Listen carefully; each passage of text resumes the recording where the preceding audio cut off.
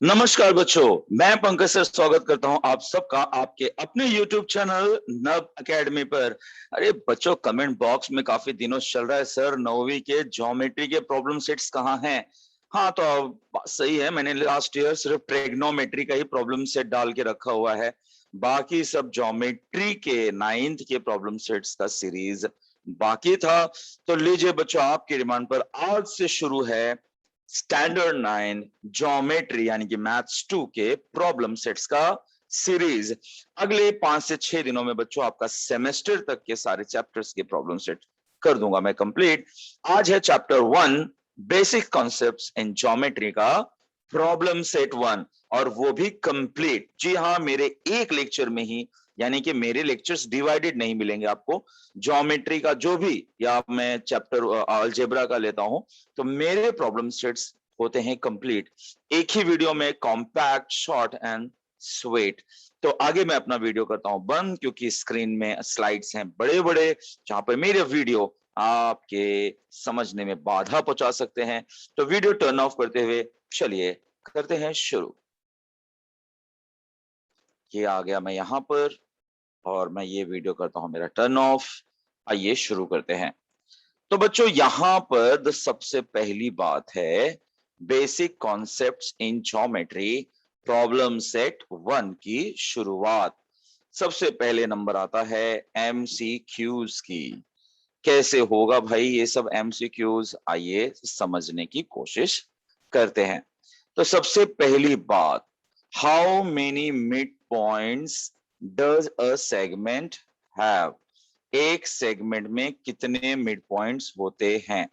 तो भाई किसी भी सेगमेंट में, जैसे आप कोई सेगमेंट ड्रॉ करते हैं, सपोज मैं यहां ड्रॉ करता हूं, कोई सेगमेंट ड्रॉ करता हूं, तो सेगमेंट का अगर मेजरमेंट अगर 10 है, तो भैया उसका मिड पॉइंट क्या होगा बच्चों? एक मिड पॉइंट होगा जो उसको 5 और 5 में डिवाइड करेगा। अगर मैं इसके अलावा कोई भी अलग मिड पॉइंट लूंगा बच्चों, तो उसका मिड पॉइंट हो ही नहीं सकता। या तो एक 6 आ जाएगा, एक 4 आ जाएगा, प्रॉब्लम हो जाएगी। यानी कि मिड पॉइंट तो भाई इसका एक ही होगा, that's only 1। How many points are there in the intersection of two distinct lines? इस बात को समझिए, दो डिस्टिंक्ट लाइन का मतलब क्या हुआ? अगर दो लाइंस हैं और वो दो लाइंस एक दूसरे को इंटरसेक्ट अगर कर रहे हैं, तो वो इंटरसेक्ट कहां पर करेंगे? On a single point. तो सिर्फ इसका आंसर होगा 1 पॉइंट। ठीक है, तो ये इसका आंसर होगा only on 1 point. How many lines are determined by 3 distinct point? आइए इसको भी मैं आपको समझा दूं। मान लीजिए आपने 3 डिस्टिंक्ट पॉइंट लिया। 3 डिस्टिंक्ट पॉइंट लेने का तरीका क्या हो सकता है बच्चों?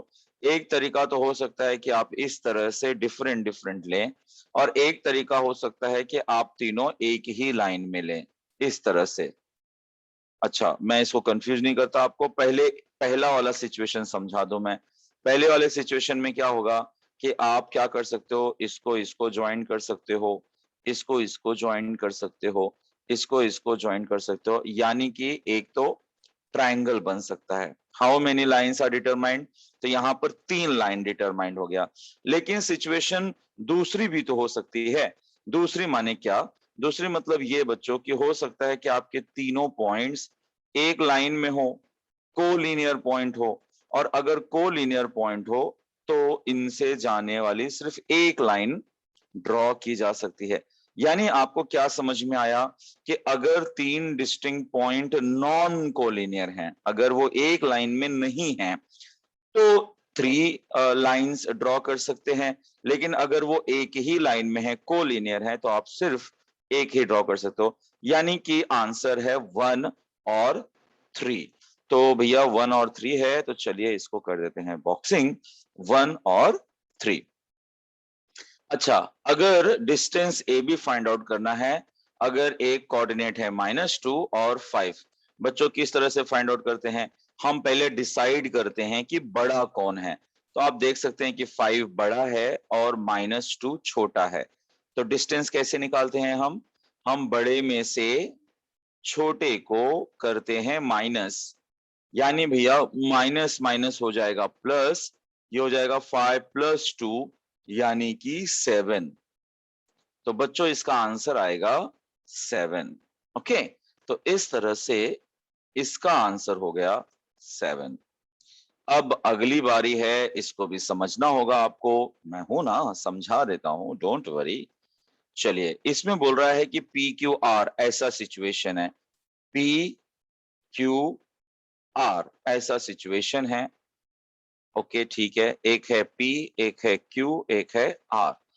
सिचुएशन कह रहा है कि पी क्यू 2 है, ऑल राइट, और पी आर 10 है, ये भी ठीक है, पी आर 10 है, और हमें फाइंड आउट करना है क्यू आर।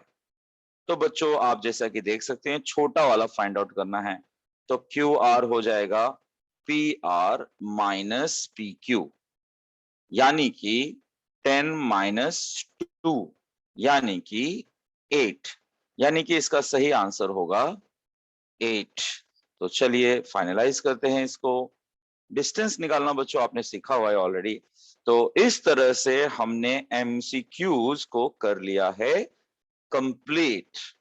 ठीक है, चलिए अब बढ़ते हैं क्वेश्चंस की तरफ।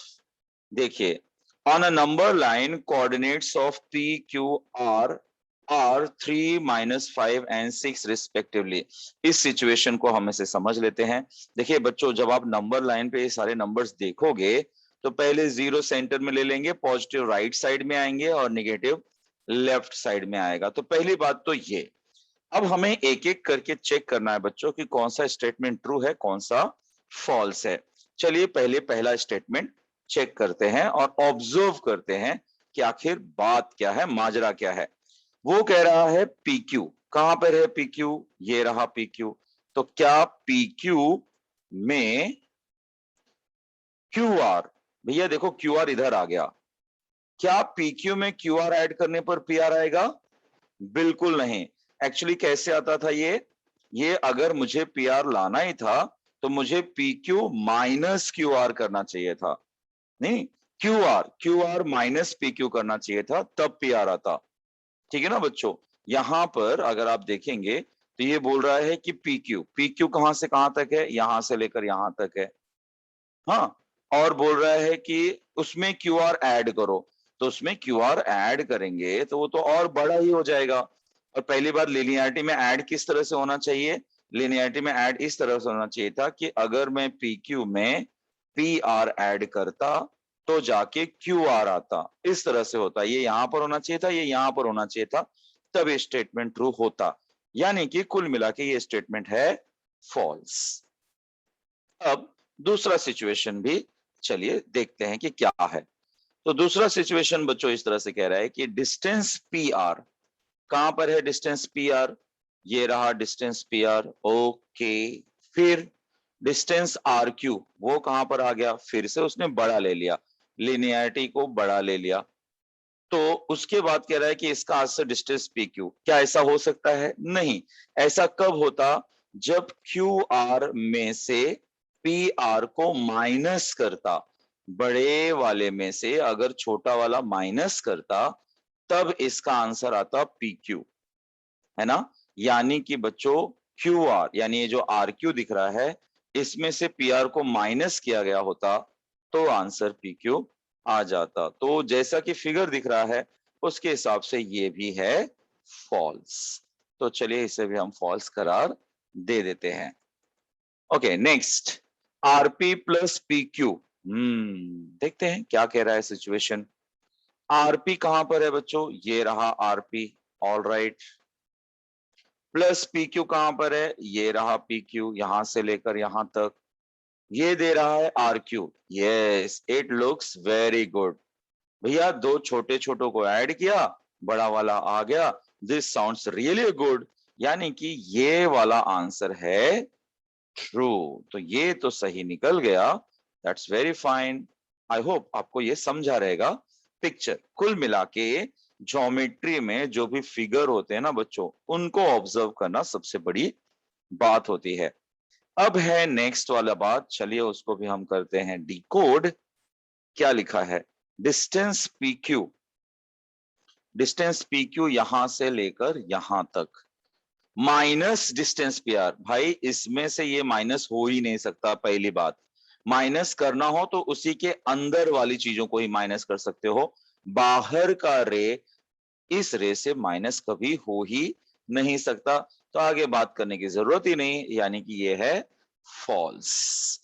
तो इसमें आपको विथ रीजन बताना था कि ऐसी बातें क्यों हैं, क्यों फॉल्स है। तो रीजन यही है कि हम फिगर देख रहे थे कि बता रहे थे। अगर आपको समझो, आपको रीजन लिखना है कि व्हाई दिस इज फॉल्स, तो बच्चों आप क्या करेंगे, आपको बताना है ये पी आर। पी आर कब आता, जब पी और आर के बीच में क्यू होता, पी और आर के बीच में क्यू होता, तब ये बात सही होती।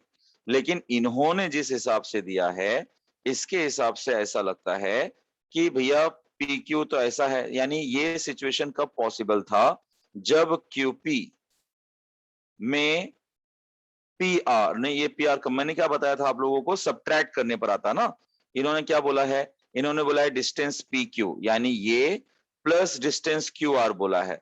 ऐसा करने पर पी आर आ रहा है। लेकिन ऐसा कब सही होता, ऐसा तब सही होता जब मैं distance P Q, distance P Q में से डिस्टेंस पी क्यू में पी आर ऐड करता, डिस्टेंस पी क्यू में पी आर ऐड करता, यानी ये अदला बदली होता, तो बड़ा वाला आंसर आ जाता डिस्टेंस क्यू आर। तो आप क्या करिए ना, फिगर देखिए और जो आपको जरूरी चेंज लगता है वो आप साइड में बता दीजिए और फिर बता दीजिए उसके हिसाब से ट्रू या फॉल्स है। वैसे तो इसका रीजन यही है कि जो ऊपर फिगर दिया है, that only is the reason.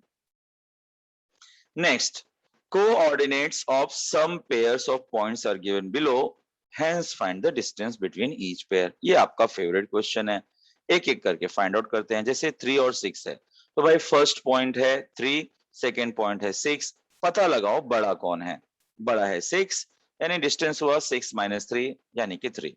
Very easy. Next वाला है -9 - 1, फर्स्ट पॉइंट सेकेंड पॉइंट, आपने बता दिया कि भाई -1 बड़ा होता है और -9 छोटा होता है। ऑब्वियसली हमें -1 में से -9 सब्ट्रैक्ट करना होगा, माइनस माइनस प्लस हो जाएगा, यानी कि -1 + 9 आपको देगा 8। नेक्स्ट है -4 और 5, तो ये ले लिया -4 और 5, नेचुरली 5 बड़ा है, तो डिस्टेंस आएगा 5 - -4 यानी कि 5 + 4 यानी कि 9। अच्छा, फोर्थ वाले सम में मैंने 0 रेड किया है बच्चों, क्योंकि टेक्स्ट बुक में यहाँ पर x दिया हुआ है, तो वो एक प्रिंटिंग मिस्टेक है, x नहीं आएगा, यहाँ पर 0 आएगा। आपके टेक्स्ट बुक में आप ये करेक्शन कर लेना। तो first point 0, second point -2, naturally 0 बड़ा है -2 से, तो भैया 0 - -2 यानी कि +2 यानी कि देगा आपको 2। तो ये स्टार्टिंग के 4 छोटे छोटे हो गए। अब थोड़े से important, first point x + 3, second point x - 3। बच्चों किसी चीज में कोई चीज ऐड की गई है तो नेचुरली वो बड़ा होगा, सब्ट्रैक्ट करने पर वो आंसर छोटा आ जाएगा, यानी कि x + 3 बड़ा है x - 3 से, तो हमें x + 3 - x - 3 करना होगा, माइनस माइनस हो जाएगा प्लस, x और x कट हो जाएगा और हमें बचेगा 3 + 3 यानी कि 6। तो ये x और -x कट हो गया बच्चों, एंड वी गॉट 3 + 3 = 6। तो इस तरह से ये आप एक इंपॉर्टेंट सम कह सकते हैं। नेक्स्ट है -25 - 47, पहला -25 बड़ा है, तो इस तरह से -25 - -47 यानी कि +47, 47 - 25 यानी कि 22। Then the last one 80 and 80 -85, ये आपको देता है कि 85 बड़ा है। नहीं, यहाँ पर तो ये होना चाहिए कि 80 बड़ा है, यहाँ पर हो गया मिस्टेक, मैं आपको कर देता हूँ सुधार। तो 80 - -85 यानी कि 80 + 85। तो बच्चों यहाँ पर करेक्शन क्या आएगा, करेक्शन ये आएगा कि यहाँ पर मुझे कहना चाहिए कि 80 is greater than -85 and that is why 80 - -85 will be +85, that's 165। Hope that's clear. ये पेज आपको क्वेश्चन नंबर 3 पूरा समझा दिया है मैंने। चलिए बढ़ते हैं आगे। नेक्स्ट, ओके, नेक्स्ट क्वेश्चन कह रहा है 1 सेकेंड भाई, रुक जा भाई, छोड़ दे, हाँ okay fine. Coordinates of point P on a number line is -7. Find the coordinates of the points on the number line which are at a distance of 8 units from P. बच्चों आप ये लिख के रख लो कि आपके एग्जाम में ऐसा सम आएगा जरूर। ये प्रैक्टिस सेट आपके 1.1 में भी था, यहां पर भी है, यहां पर एक सम आपको और मिलने वाला है। तो पहले इस सिचुएशन को अच्छे से समझिए। सिचुएशन कह रहा है कि एक नंबर लाइन है जहां पर एक पॉइंट है P जिसका कोऑर्डिनेट है -7, ये ले लिया। अब वो बोल रहा है कि इससे 8 यूनिट के डिस्टेंस पर जो पॉइंट होगा उसका कोऑर्डिनेट क्या होगा। तो भैया ऐसा है कि वो 8 यूनिट इस तरफ भी हो सकता है और वो 8 यूनिट इस तरफ भी हो सकता है। तो मैंने एक को Q एक को R ले लिया और एक काम करते हैं, उनका कोऑर्डिनेट भी हम अज्यूम कर लेते हैं, एक को X और एक को Y ले लेते हैं।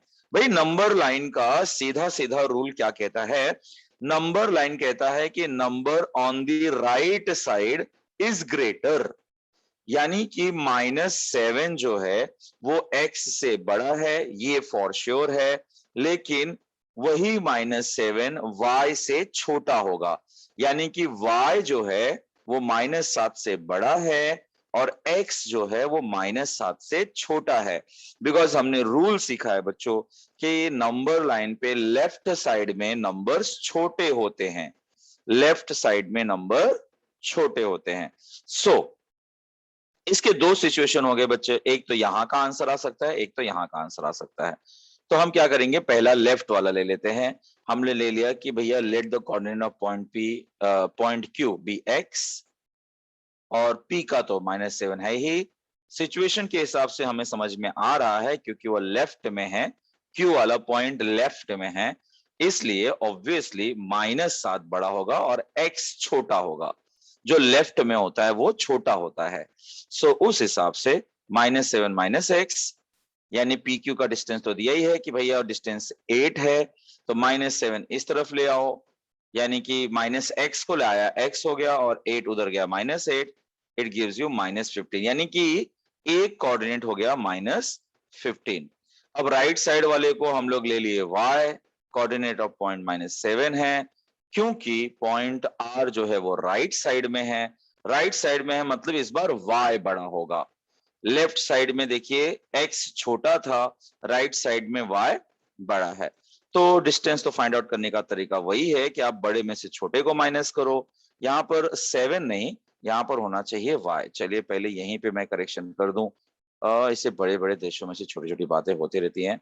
ये आएगा Y -7। ओके आगे बढ़ते हैं बच्चों।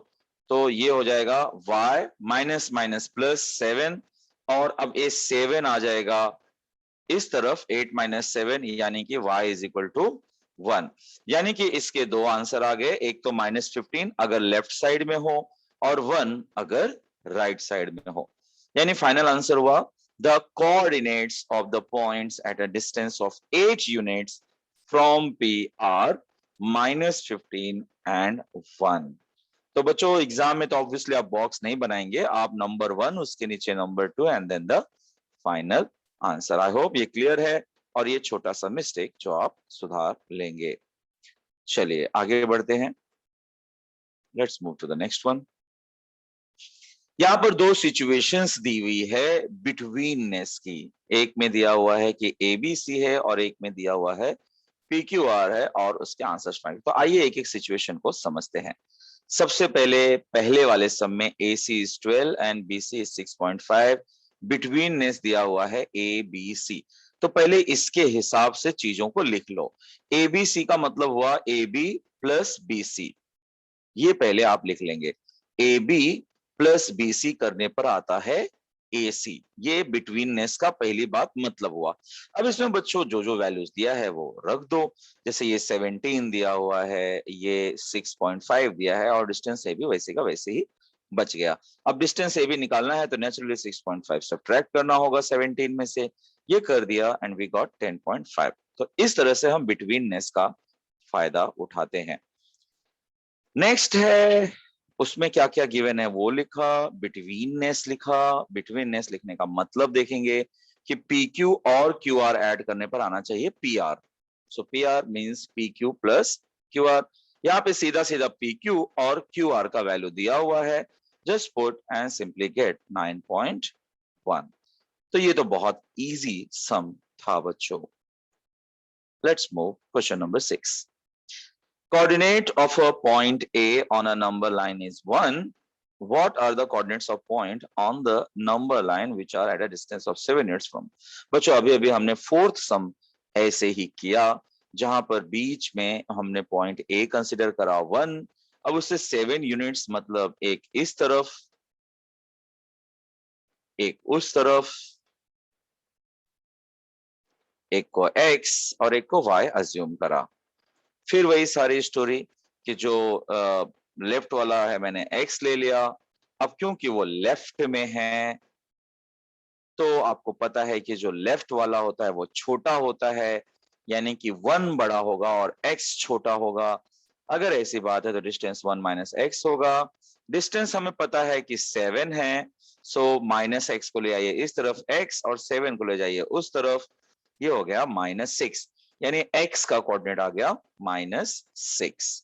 इसी तरह से सेकेंड वाला है, ये कोऑर्डिनेट ऑफ पॉइंट A1 है और हम देख सकते हैं कि y राइट साइड में है, जो पॉइंट B है राइट साइड में है।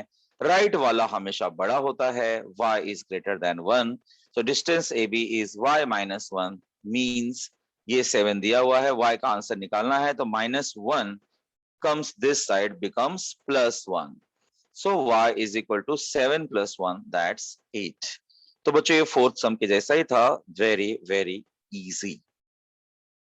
So the coordinates of the points at a distance of 7 units from A are -6 and 8।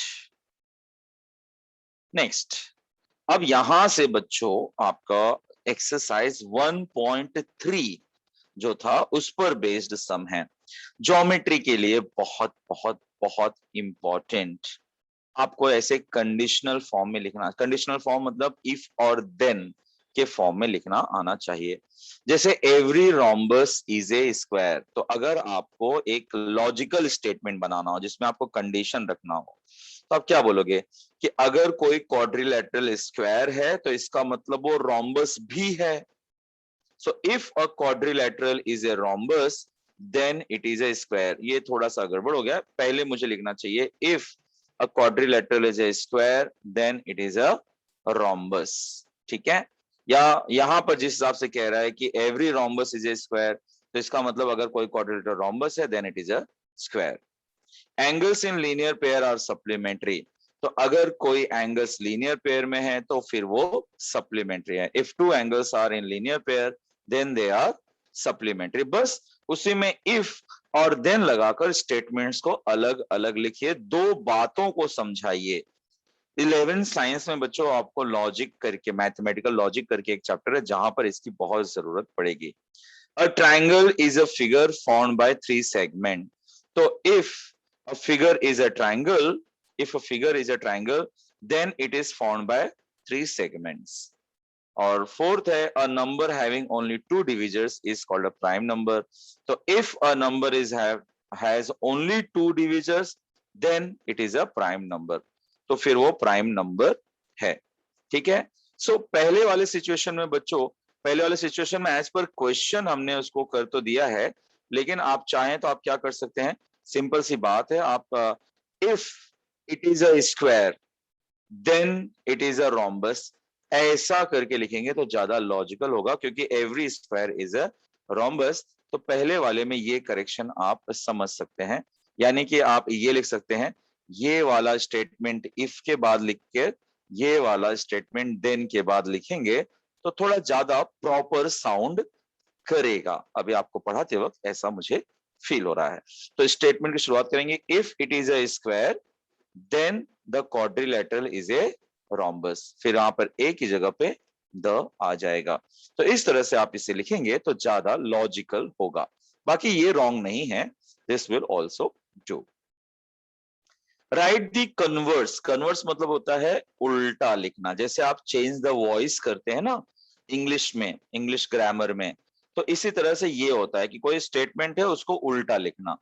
जैसे if the sum of the measures of angles in figure is a 180 degree, देखिए यहां पर है, इसका मतलब डिग्री, ये जीरो ऊपर आएगा, 180 डिग्री है।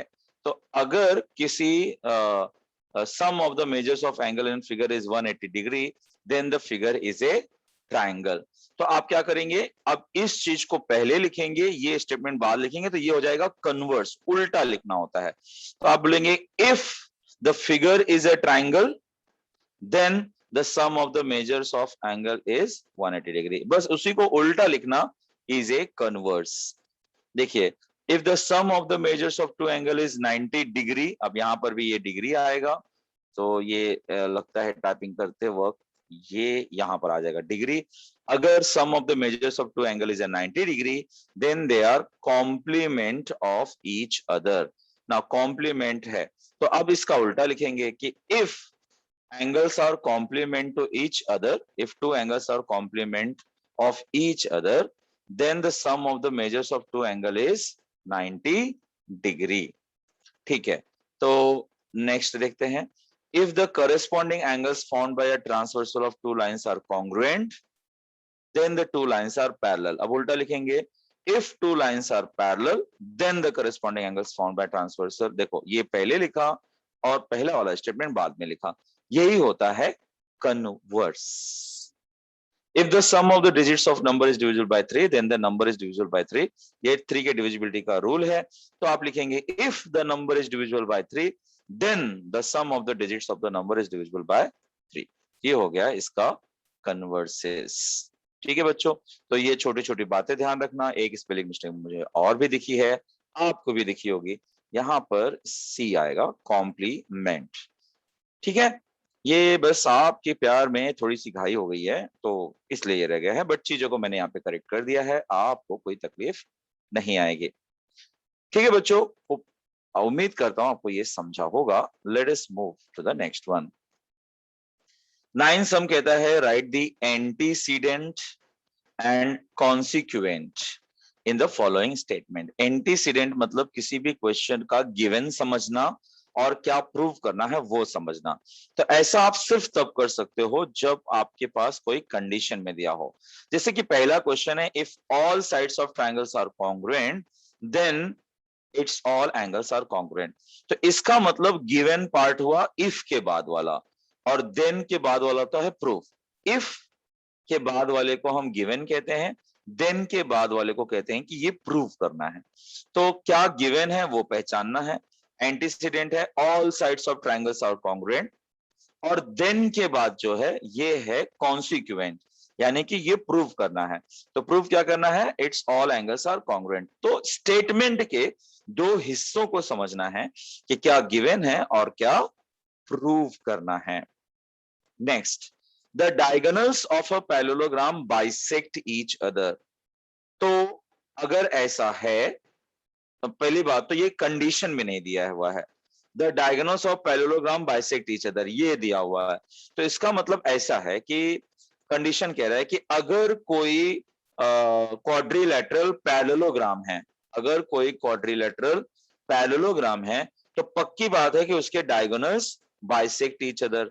या स्टेटमेंट ऐसा भी हो सकता है कि अगर किसी क्वाड्रिलेटरल के डायगोनल्स बाइसेक्ट कर रहे हैं एक दूसरे को, तो it must be a parallelogram. तो पहली बात तो इसको एक कंडीशन में ढालना चाहिए, तो हम एक कंडीशन बना देते हैं इसका कि if a quadrilateral is a parallelogram then the diagonals bisect each other. ठीक है, तो इसको पहले दो टुकड़ा करा। अब हम समझेंगे कि एंटीसीडेंट क्या है। एंटीसीडेंट है अगर क्वाड्रिलेटरल पैरेललोग्राम है, और प्रूफ क्या करना रहेगा कि डायगोनल्स बाइसेक्ट ईच अदर। वैसे बच्चों जब क्वाड्रिलेटरल चैप्टर पढ़ोगे तो ये सारे प्रूफ भी हमने किए हुए हैं। तो इस तरह से हम पहचानते हैं what is antecedent and what is consequent, given और टू प्रूव। तो ज्योमेट्री में जब भी आप आगे पढ़ेंगे प्रूफ वगैरह, तो ध्यान रख लेना कि जो इफ के बाद वाला चीज रहेगा वो आपको गिवन में कंसिडर करना है, और देन के बाद वाले लाइंस को या स्टेटमेंट को टू प्रूव में समझना है। नेक्स्ट ओके, यहाँ पे टाइमिंग देना रह गया, कोई बात नहीं। Draw a labelled figure showing the information in each of the following statement, write the antecedent and consequent. तो सबसे पहला कि हमारा स्टेटमेंट दिया हुआ है, if two triangles are equilateral, ये हमारा क्वेश्चन है, two equilateral triangles are similar, ऐसा हमारा क्वेश्चन है। तो दो इक्विलैटरल ट्रायंगल मतलब कुछ इस तरह के दिखते हैं, तो इसका कंडीशन क्या होगा? कंडीशन ये है कि अगर दो triangles are equilateral then they are similar, ये उसका एक स्टेटमेंट हुआ। तो इफ के बाद वाले को हम कहेंगे गिवन, यानी कि ट्रू ट्रायंगल्स आर इक्विलैटरल, यानी कि फिगर के हिसाब से लिखेंगे कि triangle ABC and triangle PQ R equilateral triangle. और कॉन्सिक्वेंट क्या होगा बच्चों? देन के बाद वाले को कहेंगे देन दे आर सिमिलर। तो इसका मतलब कॉन्सिक्वेंट हुआ कि ट्रायंगल्स आर सिमिलर, यानी कि एबीसी सिमिलर टू पीक्यूआर, ये प्रूफ करना रहेगा। तो ऐसे हम देखिए, एक सिंपल से स्टेटमेंट का इतना सारा हमने उसका पोस्टमार्टम कर दिया है। पहले उसको कंडीशन में लिखा, फिर एंटीसीडेंट एंड कॉन्सिक्वेंट लिखा। Next question, if angles in a linear pair are congruent then each of them is a right angle। तो नेचुरली ऐसा होगा, कॉन्ग्रुएंट तभी होगा, लीनियर पेयर का मतलब होता है 180 हो जाना। अब अगर दोनों एंगल सेम ही है तो ऑब्वियसली बच्चों उसका हाफ ऑफ 90-90 होगा। खैर, ये हम प्रूफ तो करने नहीं जा रहे हैं, सिर्फ इसका कंडीशन समझने जा रहे हैं। तो कंडीशनल स्टेटमेंट को पहले तो हमने देख ही लिया कि कंडीशनल स्टेटमेंट क्या है, वो ऑलरेडी एज अ कंडीशन में दिया हुआ है। तो एंटीसीडेंट क्या होगा? इफ के बाद वाला, if two angles are in a linear pair are congruent, angles in linear pair are congruent, ये हमारा एंटीसीडेंट हुआ। प्रूफ क्या करना रहेगा? जैसे ये हमने फिगर के बारे में लिखा कि एबीसी और एबीडी ये लीनियर पेयर में है और ये कॉन्ग्रुएंट भी हैं, ठीक है, ये हमारा गिवन हुआ। अब क्या है? एंटीसीडेंट हो गया, अब कॉन्सिक्वेंट, यानी इसको प्रूफ क्या करना है? प्रूफ ये करना है कि एबीसी और एबीडी, एबीसी और एबीडी दोनों राइट एंगल हैं। So each angle is a right angle, यानी कि एबीसी और ABD is equal to 90 degree, ये टू प्रूफ में आ जाएगा। ठीक है, तो पहले हमने उसका लेबल्ड फिगर बना दिया और फिगर के हिसाब से स्टेटमेंट का टुकड़ा करा। स्टेटमेंट का टुकड़ा करने के बाद हमने देखा कि फिगर में उसका क्या मीनिंग है। So antecedent and consequent we are done. Third one, if altitudes drawn on two sides of triangles are congruent then those two sides are congruent। Interesting है, प्रॉपर्टी अच्छी है, आप याद रख सकते हैं।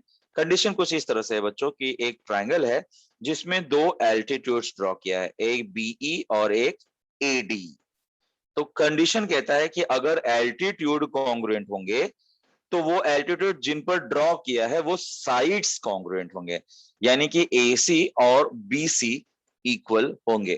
तो पहली बात तो इफ के बाद वाले को हम कहेंगे एंटीसीडेंट, यानी altitudes drawn on two sides of triangles are congruent. और फिगर में क्या है वो? एडी एंड बीई, यानी कि ये दिया हुआ है कि AD is perpendicular to BC and B is perpendicular to AC, जो कि कॉन्ग्रुएंट भी हैं। तो पहली बात तो हमने ये बताया कि एल्टीट्यूड्स क्या है, दूसरी बात बताया कि वो एल्टीट्यूड्स आपस में कॉन्ग्रुएंट भी हैं। ये हो गया एंटीसीडेंट। और अब कॉन्सिक्वेंट क्या है? प्रूफ क्या करना है कि टू साइड्स आर कॉन्ग्रुएंट। तो कॉन्सिक्वेंट है तो टू साइड्स आर कॉन्ग्रुएंट। कौन से टू साइड्स? एक तो बीसी जिस पर पहले परपेंडिकुलर है और एक एसी जिस पर सेकेंड टाइम परपेंडिकुलर है। तो ये इसके एंटीसीडेंट और कॉन्सिक्वेंट हमने पहचान लिए। और इस तरह से बच्चों आपका एक्सरसाइज हो गया है खत्म। ठीक है, और उम्मीद करता हूं जैसे अलजेब्रा में प्रॉब्लम सेट्स को आपने ढेर सारा प्यार दिया है। सबसे ज्यादा लाइक्स मेरे रियल नंबर्स पे चल रहे हैं, 30,000 व्यूज आ गए हैं उसको। इस तरह से 9th के बच्चों का प्यार मुझे जी भर के मिला है, आगे भी मिलता रहेगा। तो कंटिन्यू रखिए देखना।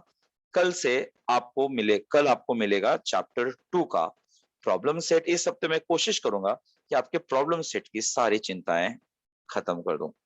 मिलते हैं कल, तब तक के लिए टेक केयर, बाय।